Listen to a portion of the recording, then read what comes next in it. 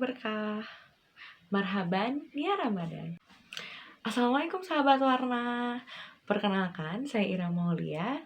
Di sini saya akan berbagi kisah sahabat Nabi, yaitu Nuaiman bin Amru bin Rafa'ah. Bagi sahabat warna yang belum tahu, Nuaiman ini siapa sih? Nah, jadi yang kalian tahu Rasulullah itu dikelilingi oleh sahabat-sahabat yang memiliki karakteristik yang unik dan berbeda. Nah, salah satunya Nuaiman. Nuaiman ini memiliki karakter yang jenaka, terus konyol, hatinya polos, dan sering sekali membuat Rasulullah tertawa. Nah, jadi Nuaiman ini sebenarnya sahabat Nabi yang suka mabuk-mabukan. Sampai akhirnya Nabi menghukumnya, terus diulangi lagi. Sampai suatu saat Nabi menghukumnya dengan berat dan akhirnya Nuaiman pun bertobat. Nah, selain itu, tapi Nuaiman ini juga termasuk ke dalam mujahid sejati. Karena dia itu tercatat sebagai Ashabul Badar, yaitu pejuang yang pernah mengikuti perang Badar bersama Rasulullah. Dan yaitu karena Nuaiman itu sering melakukan hal-hal konyol dan jahil, target keusilannya itu bukan hanya sahabat Nabi, tapi Rasul pun menjadi target keusilannya gitu. Dan banyak sih sebenarnya kisah Nuaiman yang memang konyol, tapi yang saya bener-bener suka itu adalah kisah saat Nuaiman menjual sahabatnya, menjual temannya sendiri. Jadi hal konyol yang Nuaiman lakukan itu banyak sekali kan. Mulai dari dia menyembelih unta tamu Rasulullah, sampai akhirnya ini nih kisah dia menjual temannya sendiri. Jadi suatu saat Abu Bakar ini akan pergi berjualan. Sampai akhirnya Abu Bakar meminta izin Rasulullah kalau, ya Rasul, saya mau ajak sahabatmu Nuaiman sama Suaibit dan kalau nggak salah beberapa sahabat lainnya. Sampai ya Rasul mengizinkan gitu. Sampai suatu saat sudah di tempat berjualan, ya Abu Bakar membagi job desk lah. Fulan bin Fulan kamu jaga ini ya, Fulan bin Fulan kamu jualan ini ya. Nah, Nuaiman itu nggak dapet job desk sama sekali. Mungkin kayak Nuaiman kerjanya apa gitu ya. Ya udah kamu nggak usah ngapa-ngapain, kata Abu Bakar tuh kayak gitu.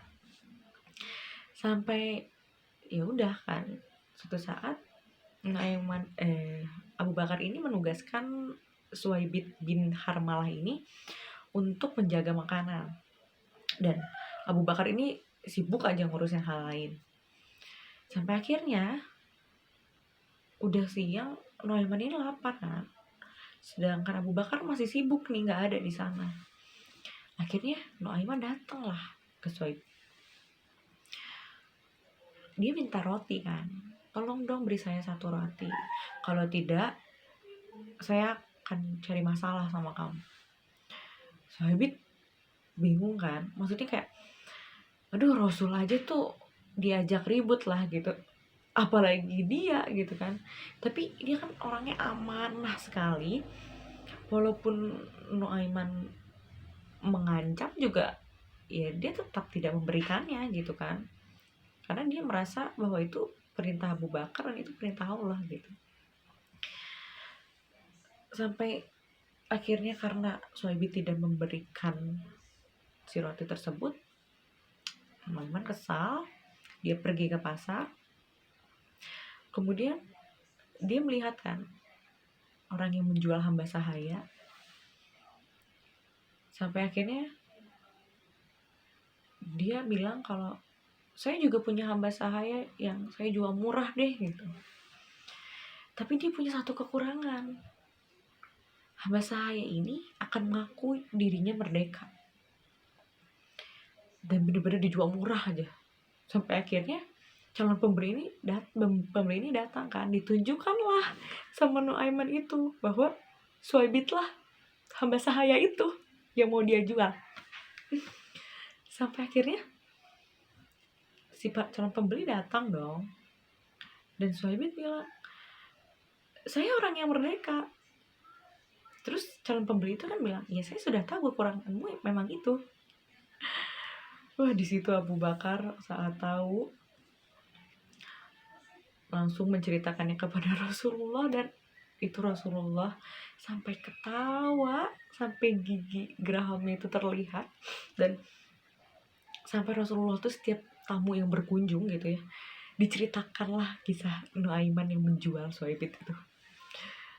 Saking mungkin merasa terhibur, dan kalau kita sih mikirnya, aduh ini punya sahabat ayah wae gitu kan.